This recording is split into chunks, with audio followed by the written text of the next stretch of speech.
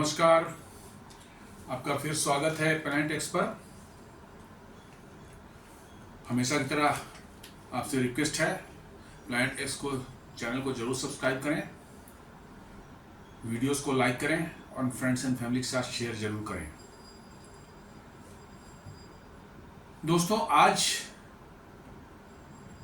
हम एक बात करने जा रहे हैं देश के सबसे बड़े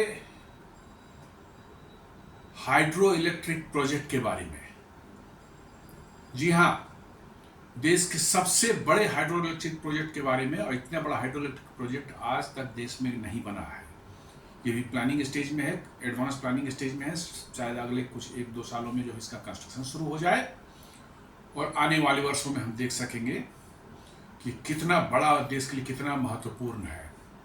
और न सिर्फ ये बिजली उत्पादन की बात की इसकी क्षमता होगी, बट ये एक देश को एक दूसरे एक बड़े खतरे से कैसे बचाएगा, थोड़ा इस पर भी हम बात करेंगे। इस प्रोजेक्ट का नाम है माफ करेंगे, अपर सियांग हाइड्रो इलेक्ट्रिक प्रोजेक्ट या अपर सियांग मल्टीपर्पज प्रोजेक्ट, जिसको कि बनाया जा रहा है या प्लान किया जा रहा है। कंस्ट्रक्शन शुरू नहीं है बट एडवांस स्टेज में है प्लानिंग। ये है अपर सियांग डिस्ट्रिक्ट ऑफ अरुणाचल प्रदेश में पड़ता है। ये सियांग नदी जो है, यही बाद में जब आसाम में इंटर करती है अरुणाचल प्रदेश से, तो इसका नाम हो जाता है ब्रह्मपुत्रा। इस नदी के नाम अलग अलग, ब्रह्मपुत्रा सेम नदी के नाम जो है अलग अलग जगहों पर अलग अलग हैं। जैसे जब ये तिब्बत में बहती है, मानसरोवर के आसपास से शुरू होती है ये, और ईस्ट पूर्व की तरफ बढ़ती करीब 1700 किलोमीटर बहती है, और फिर जाकर के ये अरुणाचल प्रदेश में इंटर करती है। अरुणाचल जब ये तिब्बत में होती है नदी ये, तो इसका नाम होता है यारलुंग सांगपो। यारलुंग सांगपो इस नदी का नाम है, ब्रह्मपुत्रा नदी का नाम है। फिर ये नदी जब अरुणाचल प्रदेश में इंटर करती है, तो इसका नाम हो जाता है सियांग। फिर ये जब आसाम में आती है और अन्य नदियों, बड़ी बड़ी नदियों, लोहित, दिबांग वगैरह के साथ जब मिल जाती है, और इसका आकार बहुत बड़ा विशालकाय हो जाता है। सियांग बहुत बड़ी नदी नहीं है कि उसी सब पानी के क्वांटिटी के हिसाब से नहीं है, लेकिन जब लोहित और दिबांग वगैरह मिल जाते हैं, और भी कई नदियां इसके ट्रिब्यूटरी जैसे मिलती है, तो आसाम में इसका नाम हो जाता है ब्रह्मपुत्र। और फिर आसाम में जब ये से बाहर निकल करके ये बांग्लादेश में ये इंटर करती है, तो बांग्लादेश में इस नदी का नाम होता है जमुना। तो अलग अलग क्षेत्रों में इसका जो है अलग अलग नाम है। इसी का जो सियांग जो पोर्शन है, जो अरुणाचल प्रदेश के एरिया में आता है, इस पर जो बनाया जा रहा है ये सियांग मल्टीपर्पज प्रोजेक्ट, अपर सियांग मल्टीपर्पज प्रोजेक्ट या अपर सियांग हाइड्रो इलेक्ट्रिक प्रोजेक्ट। और इस प्रोजेक्ट की जो कैपेसिटी होगी जो है, वो बहुत ही बड़ी है। 11,000 मेगावाट के ये बिजली पैदा करेगी है। आज भारत में किसी भी हाइड्रो इलेक्ट्रिक प्रोजेक्ट की इतनी बड़ी क्षमता नहीं है।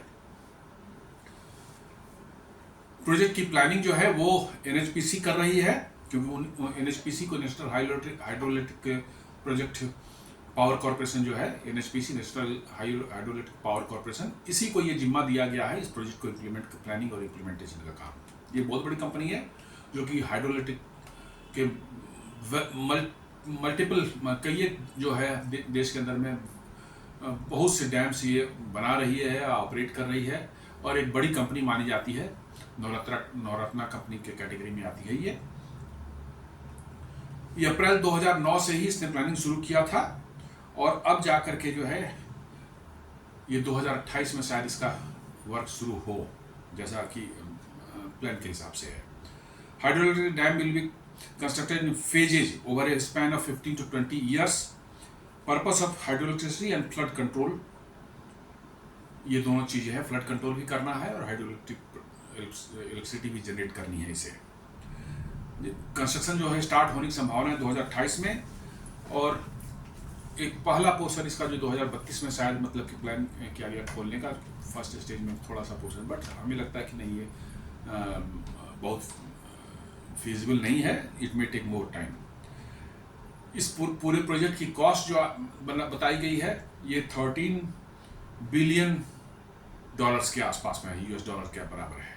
13 बिलियन यूएस डॉलर, करीब करीब 1,20,000 करोड़ के आसपास में आएगा ये इंडियन करेंसी में जो है। ऑपरेटर तो एनएचपीसी है ही इसका जैसे मैंने बताया। इसकी पूरी कैपेसिटी जो होगी वाटर स्टोरेज की जो है इस डैम की जो है, दैट विल बी एब्सोल्युटली माने लार्ज, वेरी लार्ज। ये होगी 9 billion cubic metres. 9 billion cubic metre बहुत बड़ा माने फिगर होता है। और इसीलिए जो है ये करीब 11,000 मेगावाट की बिजली पैदा कर सकेगा यह प्रोजेक्ट जो है।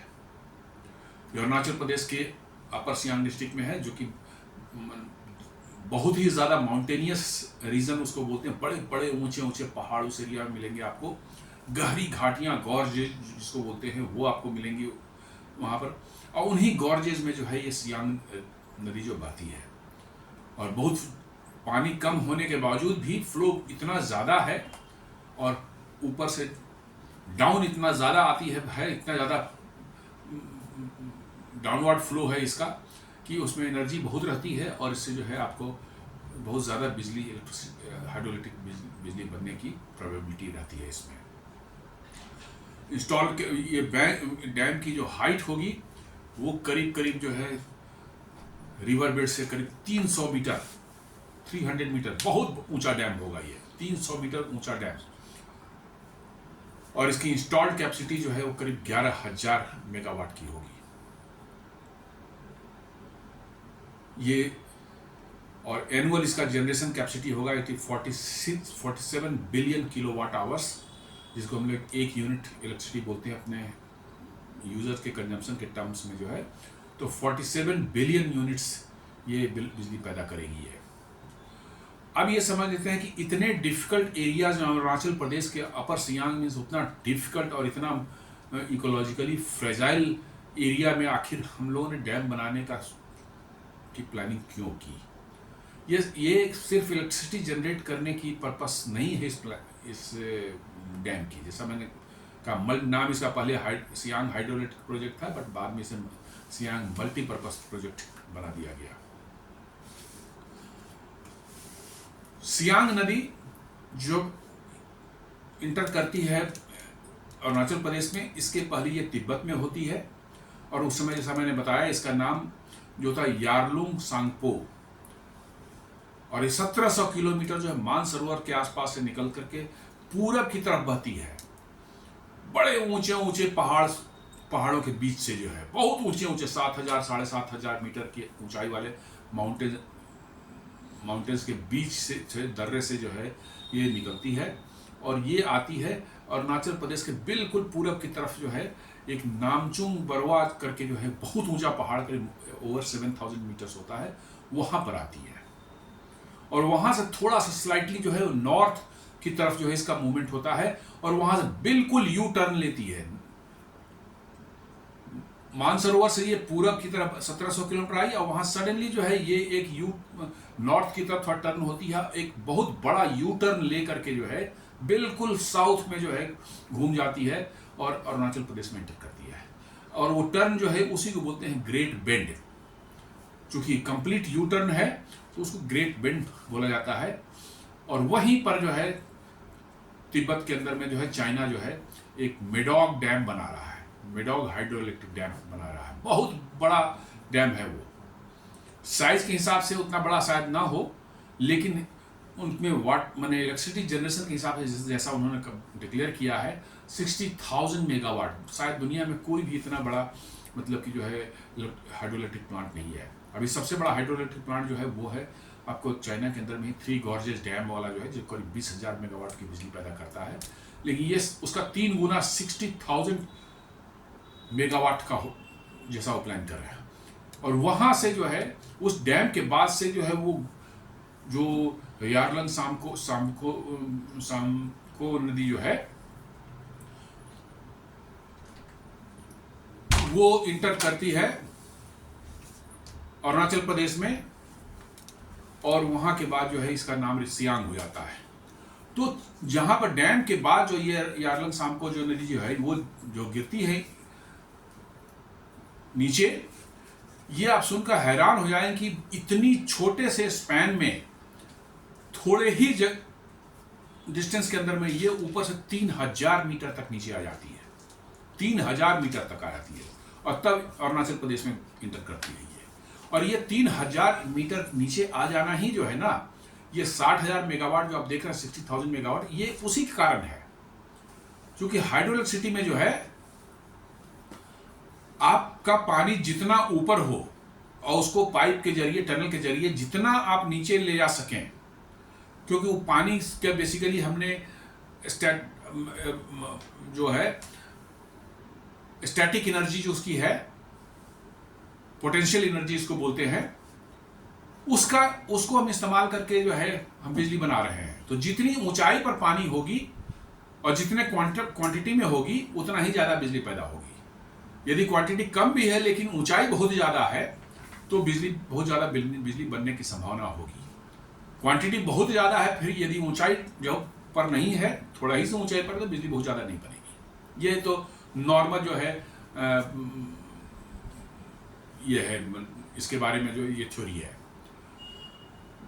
पोटेंशियल एनर्जी जैसे हम जानते हैं MGH जिसको बोलते हैं, जो हम लोगों ने स्कूल में 8वीं 9वीं क्लास में पढ़ा होगा, पोटेंशियल एनर्जी काइनेटिक एनर्जी के फॉर्म में, तो MGH बोलते हैं। तो मास M हो गया मास, G हो गया अर्थ की ग्रेविटेशनल मतलब कि जो है वो एक्सेलरेशन का वैल्यू जो है वो तो कांस्टेंट है। H जो है कितनी ऊंचाई पर वो वस्तु स्थित है, इससे उसकी पोटेंशियल एनर्जी हम देखते हैं। तो यदि कम भी है मास M जो है, बट H हमारा बहुत ज़्यादा है, तो निश्चित रूप से उस पानी में जो है बहुत ज़्यादा एनर्जी है, और उसको नीचे लाने पर जो है हम बहुत ज़्यादा बड़ी तादाद में बिजली बना सकते हैं। और यही इसका जो है कारण। बहुत पानी नहीं है यारलंग सामको में। यारलंग सामको जो है नदी जो है जो आ रही है वहां से ग्रेट बेंड के पास है, वो उतना पानी नहीं है जितना हम ब्रह्मपुत्रा में देखते हैं, वो मैं आगे बताऊंगा। लेकिन चूंकि वो 3000 मीटर एकदम डीप गॉर्जेज के बीच से जो है सीधे 3000 मीटर नीचे आ जाती है, और वही उसका जो है पोटेंशियल एनर्जी जो है बहुत ज़्यादा होने की वजह से 60,000 मेगावाट बिजली उत्पादन की संभावना है उस डैम से। That dam is called Medko dam. अब इस बात को लेकर के जो है पिछले कुछ दशकों से, 1-2 दशकों से जो है, 2-3 दशकों, 2-2.5 दशकों से जो है बात चल रही है कि भैया यदि चाइना ने पानी स्टोर किया और सडन जो है पानी को जो वाटर बॉम्ब की तरह से इस्तेमाल करने की कोशिश की और उसको रिलीज कर दिया, तो फिर क्या होगा ब्रह्मपुत्रा में और आसाम के अंदर में जो क्या होगा, बड़ी तबाही आ सकती है। इसकी लोग बात करते रहते हैं। थोड़ा असर पड़ सकता है ज़रूर, इसमें कोई दो मत नहीं, थोड़ा असर पड़ सकता है। लेकिन आपको मैं बता दूं कि ब्रह्मपुत्रा नदी में जितना पानी का क्वांटिटी आप देखते हैं, आसाम में किसी से जोरघट है हो, नौगांव के पास में हो, चाहे आपको गुवाहाटी के पास में आप देखते हैं, इसमें जो यारलंग सामको से जो पानी आता है या सियांग से जो पानी आता है, ये हार्डली 15% है उस पानी का। बड़े दुनिया में, भारत में भी लोग जो है वामपंथी और ये लोग जो है लिबरल लोग जो है शुरू कर देंगे, अरे साहब जो है इंडस वाटर ट्रीटी को बाद जैसे भारत ने रोक दिया है, ऑपरेशन सिंदूर के दौरान जो है वो रोक दिया है और नहीं पानी दे रहा है पाकिस्तान को या जो भी है, पर चाइना भी पानी रोक देगा, ब्रह्मपुत्रा पूरा आसाम में ये हो जाएगा। ये सब फालतू की बातें हैं। ब्रह्मपुत्रा का 85% पानी जो है वैसी नदियों ट्रिब्यूटरी से आती हैं जो भारत से निकलती हैं, भारत में ही खत्म होती है ब्रह्मपुत्रा में मिलकर के जो है। तो ये सब फालतू बातें हैं। लेकिन हाँ, कुछ पोटेंशियल है कि यदि सडन वहां से बहुत ज्यादा पानी रिलीज कर दिया जाए, चूंकि बड़े ऊंचाई से वो पानी आएगा, तो डेफिनेटली जो है देयर इज सम मतलब कि जो है चांस ऑफ सम क्योज और कैटास्ट्रोफ, थोड़ा मैंने इन्वर्टेड आपको डिवास्टेशन के उस चीज को काउंटर करने के लिए जो है भारत सरकार ने जो है ये डैम का ओरिजिनल जो है प्लान उसी के लिए था। और चूंकि आप पानी वहां रोक रहे हैं, चूंकि ये डैम जो है अपर सियांग हाइड्रोइलेक्ट्रिक प्रोजेक्ट जो आपका आएगा, ये बहुत ह्यूज अमाउंट ऑफ वाटर को जो ये रोक सकता है। तो यदि सडन वहां से पानी छोड़ा जाए तो उस पानी को वहां स्टोर कर लिया जाएगा और फिर धीरे धीरे जो है इसको रेगुलेटेड फॉर्म में जो है छोड़ा जाएगा नीचे डाउन स्ट्रीम में जो है, और ये फिर ब्रह्मपुत्रा में जाएगी। तो इससे बहुत ज़्यादा कोई समस्या नहीं आने वाली है। और साथ साथ जो है उतने बड़े डैम बना रहे हैं, उतना पानी रोक रहे हैं, तो आपको इन एडिशन जो है 11,000 मेगावाट हाइड्रोइलेक्ट्रिक इलेक्ट्रिसिटी जनरेट करने की भी कैपेसिटी अलग से मिल रही है, जो कि अपने आप में बहुत बड़ा इकोनॉमिक मतलब जो है बूस्ट उस एरिया को मिलने वाला है। वो जो डैम चाइना बना रहा है that is called Medog hydroelectric dam. Brahmaputra के जो है ब्रह्मपुत्रा जब सियांग नदी जब आ जाती है आसाम में कहीं करीब पासी घाट के आसपास में, वो उसका जो मिलती है उससे आकर लोहित नदी आग मिलती है, फिर उसी के आसपास में लोहित से पहले वो दिबांग नदी मिलती है उससे सियांग से, और फिर वो दोनों मिल करके जो है लोहित नदी उसमें मिलती है, तब इसका नाम ब्रह्मपुत्रा हो जाता है। और वहाँ से तब जो है ये ब्रह्मपुत्रा के नाम से जो है आगे चलती है। डिब्रूगढ़, जोरहट, नौगांव, तेजपुर और ये सब होते हुए जो है गुवाहाटी होते हुए धुबरी तक आती है, और धुबरी में जो है फिर जो है इंटर कर जाती है बांग्लादेश में, और बांग्लादेश में जाकर इसका नाम बदल जाता है, जमुना हो जाता है। तो ये जितनी ट्रिब्यूटरीज आपने जो मैंने नाम लिए इसमें इनका मेन नाम है कामेंग है, मनास रिवर है, दिबांग है, लोहित है, धनसारी है एंड कोपिली है, और भी छोटी छोटी होती है कुछ मुख्य जो नदियां जो हैं ट्रिब्यूटरी जो हैं ब्रह्मपुत्रा के, सिर्फ उनका मैंने नाम लिया ही है, नहीं तो इसमें और भी है। और ये इन सारी ट्रिब्यूटरीज को आप देखेंगे तो करीब करीब 80 से 85% पानी जो है ब्रह्मपुत्रा में जो है इन्हीं नदियों का होता है। सियांग का 15% से ज्यादा नहीं है। अब ये 60,000 मेगावाट या 11,000 मेगावाट जो भारत बनाने की कोशिश कर रहा है, और वो जो बनाने की डैम बना रहा है 60,000 मेगावाट है। कोई पूछेगा भाई कम पानी है इतना बिजली कैसे बना? मैंने बताया कि ऊंचाई से जो है उसका ग्रेडियंट इतना तेजी से कम हो रहा है, उस वजह से जो है उसकी एनर्जी ज्यादा है, एमजीएच जो पोटेंशियल एनर्जी वो ज्यादा है, इसलिए जो है आपका मतलब कि जो है बिजली उतनी भारी संख्या में बन रही है। 3,000 मीटर सोच लियो, नामचुम बरुआ के पहाड़ के बगल से जो गॉर्ज गुजरती है, 3,000 मीटर सडन फॉल है उसका, मतलब कि जो है यारलंग सांगपो नदी का जो है, और फिर अरुणाचल में जैसे इंटर करती है उसका नाम जो है सियांग में कन्वर्ट हो जाता है। तो इतनी बड़ी 3,000 मीटर जो है नीचे आने से जो है उसकी पोटेंशियल एनर्जी इतनी ज्यादा है कि वो 60,000 मेगावाट बिजली पैदा करने की उसमें कैपेसिटी है। तो ये प्रोजेक्ट जो है बनाया गया था बेसिकली चाइना के उस थ्रेट को कि वो पानी रिलीज कर सकता है सडनली जो अपने मेडोग डैम से, और आसाम में तबाही लाने की कोशिश कर सकता है, ऐसा अनुमान लोगों का है।